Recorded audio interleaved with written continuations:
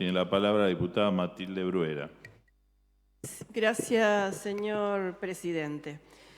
Bueno, la verdad que al punto que ha llegado este debate es difícil abordar todos los temas que quisiera abordar, ¿no?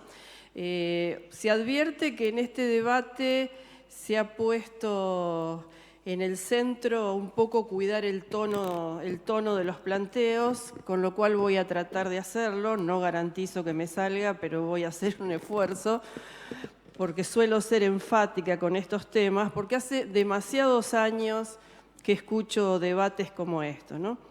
Yo creo que el problema, en primer lugar, creo que el tema tiene una gravedad y una profundidad que nos convoca a todos a un acto de responsabilidad muy grande, por supuesto, en el marco de la función política que nos toca. En algunos ámbitos habrá determinadas responsabilidades, en otro es otro.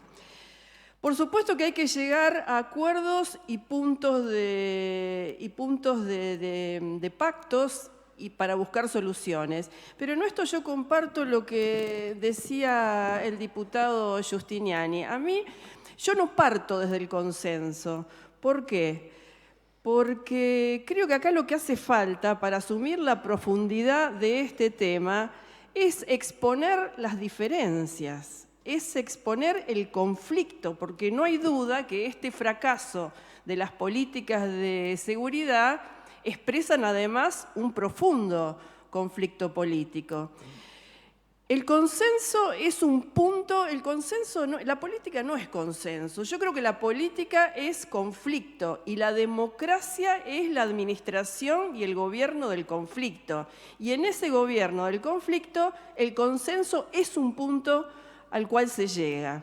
Pero la política es conflicto y creo que es muy interesante explicitar todas las diferencias que hay en el abordaje del tema de seguridad. Lo que yo comparto es que el debate no sea meramente en un tono electoral, sino que por la gravedad del tema abordemos con profundidad y si hay que hablar de responsabilidades, hablemos de la responsabilidad de distintos actores políticos y de todas las responsabilidades. Por eso creo que discutir fuertemente no es un defecto, sino es una virtud. Y no vamos a llegar a un debate profundo si no lo hacemos, si no partimos de una autocrítica. No hay duda que la política de seguridad en esta provincia ha fracasado, eso no hay duda, porque lo dicen los datos de la realidad y por eso nos convoca toda esta preocupación en este recinto y nos preocupa con dolor. Y acá todos los que somos rosarinos hemos expresado un profundo dolor, sobre todo los que hemos conocido una Rosario distinta. Hoy ha cambiado la vida de la ciudad, hoy ha cambiado la vida de la ciudad en absoluto. Entonces creo que hay que partir de reconocer el fracaso, de una profunda autocrítica. Si nos vamos a autocriticar como legisladores, comparto esto que ya se ha dicho en este recinto, a nosotros nos tocaba debatir legislación muy importante que se planteó en esta Cámara de Diputados sobre la reforma integral de un proyecto de seguridad, sobre la reforma integral de la policía y no se debatió.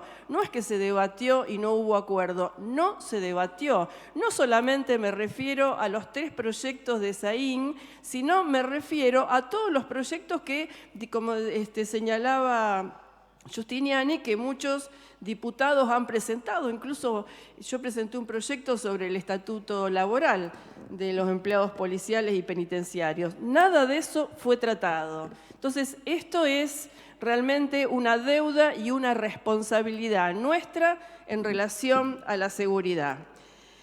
Pero para hacer una autocrítica también es importante no solo reconocer la profundidad, no solo reconocer el fracaso, sino que es imposible hacer una autocrítica colectiva, como corresponde en este recinto, si no hacemos historia de este fracaso, porque esta explosión de homicidios no es nueva. Y no voy a señalar hitos históricos de esta explosión de homicidio para que no se malinterprete y se piense que estoy echando la culpa fuera de lo que corresponde. No estoy echando la culpa fuera, pero sí hay que reconocer que esta explosión de homicidios tiene una historia, y esa historia hay que reconocerla, porque si no, no vamos a poder cambiar, y hay que ver qué pasó en esa historia. Si no, no vamos a poder reconocer la gravedad del problema y la profundidad. Yo comparto algo que también se ha dicho acá, porque se han hecho críticas a la gestión. Yo creo que, y yo puedo compartir muchas de las críticas a la gestión, pero yo creo que esto no es solo un problema de gestión, no es un problema de que faltan móviles, que los móviles están rotos, que no llegaron los chalecos, que las pistolas no sé cuánto, todo eso es cierto, pero el problema es un problema más profundo y es de paradigma de la seguridad. Lo que no, y lo que acá se advierte, cuál es el disenso nuestro, es en el paradigma sobre seguridad, porque hay propuestas y hay expresiones de idea absolutamente contradictorias. Por eso digo, explicitemos las diferencias, porque si no, no vamos a llegar a puntos de acuerdo entre los distintos, cuáles son las medidas que hay que tomar teniendo en cuenta los distintos paradigmas. No se puede mirar, el otro día mencionando también el discurso o unas declaraciones que hizo el presidente de la Corte Suprema Santafesina, que también fue traído acá a colación, dijo una cosa muy importante en esas declaraciones: ninguno puede mirar para otro lado. En esta situación, ningún actor político puede mirar para otro lado. Y en mi opinión, esta es mi opinión, yo creo que el problema de la seguridad tiene dos ejes problemáticos fundamentales. Uno es la policía. La policía es un grave problema para la seguridad. ¿Por qué? Porque se autogobierna, porque está atomizada, porque no hemos logrado instalar un gobierno político de la policía. La policía se autogobierna, es vetusta, la estructura es atrasada, más del 60% hacen tareas administrativas, etcétera, etcétera. Pero además, y fundamentalmente, es una estructura de corrupción. La policía es una estructura de corrupción. Yo creo que es al revés. El diputado del Frade siempre habla de los nichos de corrupción. Yo me voy a permitir disentir. Creo que acá hay nichos de honestidad, porque la policía es una estructura corrupta. Y por eso no gobierna el territorio. ¿Por qué no gobierna el territorio la policía? ¿Por qué ha perdido el gobierno del territorio? Ha perdido el gobierno del territorio porque es parte de las bandas. Entonces es parte de la disputa territorial. Muchas de las balaceras y de las amenazas y de todo este desastre de violencia que estamos viendo, está involucrada la policía, porque la policía, los distintos sectores de la policía son parte de las distintas bandas. Esto hay que decirlo y hay que desentrañarlo.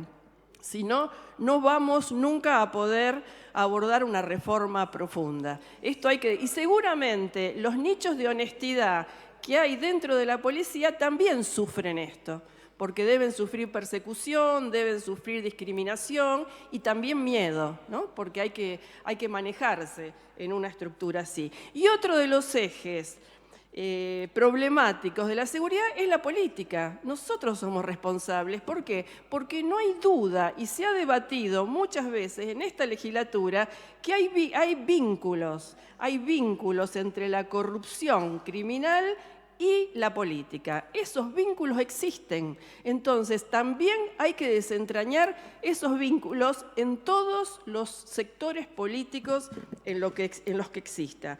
Y además, también tenemos que reconocer que hemos sido ineficientes. Yo me refiero, en este tema, ¿no? Me refiero a los distintos sectores de gobierno. No solo hay grados de corrupción política también, sino que hay grados muy serios de ineficiencia, no solamente en el Poder Ejecutivo. Acabo de señalar cuál es nuestra deuda con el tema, la deuda de esta legislatura con el tema de la seguridad. ¿Cuáles son los temas que arrastramos y que no se abordan en la Comisión de Seguridad, en este recinto y en todas las reuniones a las que vamos. Posiblemente porque hasta ahora se ha transformado en un escenario electoral y creo que sí, en eso tiene que haber, y creo advertir un acuerdo en sacar la discusión de la seguridad, o por lo menos una propuesta, ¿no? En sacar la discusión de la seguridad de la grieta. No de las diferencias que tengamos, pero sí de la grieta, o sea, sí del blanco y negro. En esta corrupción policial, digo, y lo dijo el ministro de la Corte, nadie puede mirar para otro lado. Y la historia lo dice, la historia, si nosotros hacemos historia, la historia lo dice. Dije que no iba a mencionar los hitos históricos para no generar una sensación de que estoy echando culpas afuera, pero recién Giustiniani señaló un hito, el casino en Rosario. El casino en Rosario fue la banda de los monos le hacía la seguridad al casino. Eso era así. La banda de los monos crece muchísimo con la instalación del casino y con la vinculación con el juego y el juego clandestino. Ahí amplía y diversifica la intervención en las actividades económicas ilegales. También hay que hablar de los fracasos o las imposibilidades en otros poderes del Estado. En el tema homicidios tenemos hay impunidad en los homicidios. No solamente hay una ola de homicidios, sino que hay impunidad. El Ministerio Público de la Acusación tiene un bajo nivel de resolución de los casos, muy bajo nivel, está por debajo del 50%. Y esta estadística señala solo, digamos, se considera resolución cuando se obtiene algún dato sobre algún sospechoso, no cuando se soluciona el homicidio. O sea, que esto es un tema grave. Y hay un tema que hay que abordar para no repetir recetas ya fracasadas, es el tema del fracaso de la guerra contra las drogas, el fracaso en los temas de seguridad, que reitero, no solo de la provincia de Santa Fe, ni es solo de Rosario. En Rosario tiene mayor gravedad, no hay duda. Pero esto es el fracaso de la guerra contra las drogas, es el fracaso de la legislación nacional que surge en el año 1989 y es el fracaso de las políticas judiciales que se generan a partir de esa legislación, que es una política selectiva y que solo persigue a al último eslabón de la cadena de comercialización. Soy testigo de esto, no lo digo porque lo leí en los libros, lo he visto en mi trabajo. El 95% de las causas que se tramitan en los tribunales federales los tuvo siempre la defensa pública. ¿Esto qué quiere decir? Que eran pobres, imposibles de tener abogados particulares. El 95% de las causas apuntan a prisionizar a los sectores vulnerables, Esto no es una política de control del narcotráfico, es una política de control social que solamente persiguió consumidores y el narcomenudeo, y donde los niños y los jóvenes fueron y son víctimas. Hoy los chicos, jóvenes y los menores de edad son los que están en la primera línea de riesgo del comercio ilegal y son los que ponen su cuerpo y su vida en este fracaso, porque este fracaso tiene muchísimas pérdidas de vidas humanas. Y esto lo señalo para que tengamos en cuenta cuál es el efecto del sistema penal en esto y para que no repitamos recetas ya fracasadas. Yo quiero recordar, y seamos un poco innovadores, no hagamos siempre lo mismo porque vamos a terminar en una situación peor. Quiero recordar que nosotros estamos viviendo este fracaso en el marco de la legislación Bloomberg. Está vigente la legislación Bloomberg. Y este es el fracaso de ese tipo de políticas de mano dura entre comillas, porque en realidad es de mano blanda hacia el narcotráfico, es mano dura hacia los pobres y hacia los vulnerables, pero es asegurarle la impunidad al narcotráfico del que nadie se ocupa. Nadie se ocupa. El narcotráfico crece porque tiene garantizada la impunidad. ¿Por qué tiene garantizada la impunidad? Porque todos se ocupan del narcomenudeo. Y en esto llamo la atención porque cada vez que se discuten estos temas vuelven a plantearse las mismas recetas fracasadas. Otra vez lo escucho al fiscal general decir que quiere la ley de narcomenudeo. O sea, la justicia federal persigue narcomenudeo. Ahora la justicia provincial quiere discutir narcomenudeo. Ahora, digo yo, pregunto, del narcomayoreo, ¿quién se va a ocupar? Acá el problema es el narcomayoreo, no el narcomenudeo. El narcomenudeo se ocupan las víctimas de este sistema. Entonces, creo que si esto no lo vemos con esta profundidad, nunca lo vamos a abordar seriamente. Otra de las cuestiones es la impunidad del lavado de dinero. Todos sabemos que no hay ninguna banda criminal que se sostenga si no es con una estructura económica fuerte. O sea que una política para terminar con el crimen organizado tiene que apuntar a su base económica y eso no se hace. Y yo soy muy crítica de una decisión que tomó la Corte de la provincia de Santa Fe de provincializar el lavado de dinero. ¿Por qué soy crítica de eso? Porque si hay un delito que es interjurisdiccional, no solamente interjurisdiccional entre las provincias, sino que es internacional, es el lavado de dinero. Entonces, para poder ser protagonistas, provincializan un delito, como es el lavado de dinero, y agarran un par de cuevas. Ahora, pregunto yo, ¿a dónde creen que va el dinero de esas cuevas? El dinero de esas cuevas no queda en las cuevas ilegales, va a un circuito financiero interjurisdiccional, va a los bancos. Los bancos son los principales lavadores de dinero. Por eso no puede ser un delito solo provincial.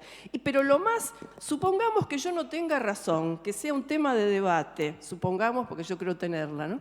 Pero supongamos que no la tenga. Lo más escandaloso de esto es que la justicia federal no lo discute. La justicia de la provincia se quedó con la competencia y la justicia federal se retira, no dice nada. E invoca un fallo de la justicia de la provincia. Esto es inédito, realmente. La justicia federal, por lo menos, debe pelear la federalización de la competencia y la Corte Nacional dirá, bueno, estas son las responsabilidades que creo que hay que señalar. Y otro tema, otra de las recetas por las cuales yo también me enojo, porque siempre escucho lo mismo. Otra de las recetas, bajar la edad de punibilidad de los menores. Otra vez sopa. Cada vez que hay una crisis de seguridad, discutimos la edad de punibilidad de los menores y no advertimos que los niños son las víctimas. Son los que ponen la vida. Y nosotros discutimos otra vez el mismo tema. Las cárceles de donde se dirige el delito, donde se ordena el narcotráfico, donde se ordenan las muertes. Yo comparto. En primer lugar, hay que preguntarse un tema. Nosotros escuchamos, siempre las respuestas son más cárcel, más cárcel, más cárcel. Hemos triplicado la cantidad de presos y no se crean cárceles. Por eso yo digo que la supuesta política de mano dura es hipócrita. Porque si fuera real, estaríamos construyendo un montón de cárceles, porque si todos piden cárcel, cárcel, cárcel, hay que tener una cárcel. Si no tenemos una cárcel, estamos mintiendo. Pero además, esta cárcel complicada, desde donde se maneja el narcotráfico y los homicidios, es complicada porque hay una concentración delictiva. Y de las concentraciones delictivas es donde sale la organización para dirigir el delito. Nosotros no podemos pero además esta es la historia de la cárcel. Desde que existe la cárcel, se ha dirigido el delito desde las cárceles. Y yo comparto en que están prohibidos los celulares y que deben prohibirse los celulares y que deben inhibirse las señales, etcétera, etcétera. Pero es muy ingenuo pensar que se dirige el delito de las cárceles porque hay celulares. En primer lugar, los celulares que circulan en las cárceles son clandestinos. Por eso, aunque esto hay que conocer la realidad también. Nosotros tenemos una ley que prohíbe los celulares en las cárceles, por eso se venden celulares en las cárceles. Hay un mercado de venta de celulares en las cárceles, donde se vende todo lo que se consume. Entonces, si no reconocemos eso, no podemos abordar seriamente el problema de las cárceles. El problema de la salida transitoria, las libertades condicionales, por supuesto que hay que otorgarlas responsablemente, pero casi no hay más, porque desde el año 2017, cuando se reforma la ley de ejecución penal, se anularon las salidas transitorias y las libertades condicionales y toda la flexibilización de la condena resocializadora, entre comillas, se anularon. Casi el periodo de prueba de la ejecución penal ha casi desaparecido. Entonces, el problema de la cárcel es el desmanejo, el desgobierno de la cárcel. No se está gobernando las cárceles. Si no se gobiernan las cárceles, mucho menos se va a gobernar el afuera. Las cárceles, es más, se dirige el delito desde las cárceles, incluso sin celulares. Sí, yo voy a mencionar un ejemplo que pueden conocer todo porque lo han visto en película. Al Capone dirigía a la mafia desde la cárcel de Alcatraz y no existían celulares. Y era una isla imposible de llegar. ¿Por qué la dirigía? Por la corrupción, porque los mensajeros son los mismos empleados corruptos o personas que acceden al contacto o alguna forma de contactarse. Esta otra propuesta de no juntar de mezclar los presos de distintas bandas, y en esto voy a disentir de nuevo con mi colega Mayoraz, que siempre que disiento y trato de mirarlo no lo encuentro. Pero, ¿por qué no se mezclan los presos? Porque se matan los presos si los mezclan. Y al servicio penitenciario le pagan para que los cuide a los presos, no para que los mate. Si el director del servicio penitenciario llega a mezclar los presos y lo meten preso al director del servicio penitenciario, porque su función es cuidarlo. Pero además, cuando se generan estos conflictos, es más, el mezclar los presos suele ser una metodología que utiliza la violencia institucional para matarlos. Y es al revés. Lo que se exterioriza en el afuera es esto. Y hay también un ejemplo famoso. En Argentina hay un montón de ejemplos en la historia de violación de los derechos humanos de este tipo de matanzas que se generan mezclando presos. Pero voy a dar un ejemplo también muy famoso, porque hay una película y hay libros, etcétera, que fue el famoso hecho de la cárcel de Carandariú, de San Pablo, que produjo la matanza más grande de presos de América Latina. Ese conflicto que se generó porque mezclaron los presos de distintas bandas, ¿qué generó en el exterior? Generó la aparición del primer Comando Capital, que fue un desprendimiento del Comando Vermelho que se funda para vengar la matanza de Carandariú. O sea que es al revés. Cuando uno genera estos conflictos intercarcelarios, genera una guerra afuera. Entonces creo que hay que ser serio con lo que se plantea, hay que ser cuidadoso y hay que estudiar seriamente los problemas. Yo no digo que yo también pueda tener opiniones, y por eso aclaro cuando mis opiniones son mis opiniones, porque están sometidas a la crítica y al debate como yo critico algunas opiniones de los demás. Esto otro, de traer al ejército, también es un tema remanido. El ejército, en primer lugar, no corresponde, porque es una institución para la defensa nacional el ejército. No sabe nada de seguridad el ejército.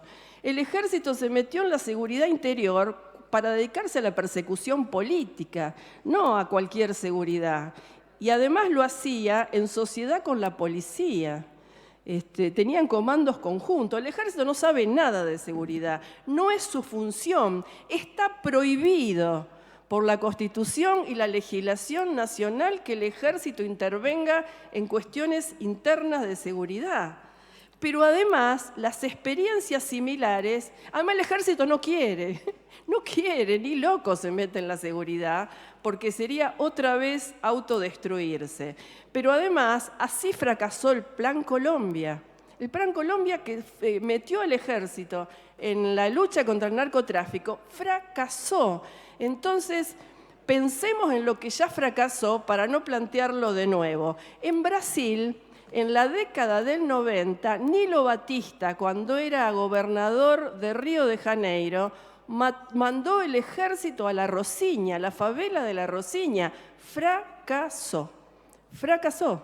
Entonces, tengamos cuidado en sostener cuestiones que ya fracasaron y tomar con seriedad y con autoridad estos temas para no repetir siempre las mismas respuestas, como el plan Bloomberg, que hoy está vigente y está demostrando su terrible fracaso.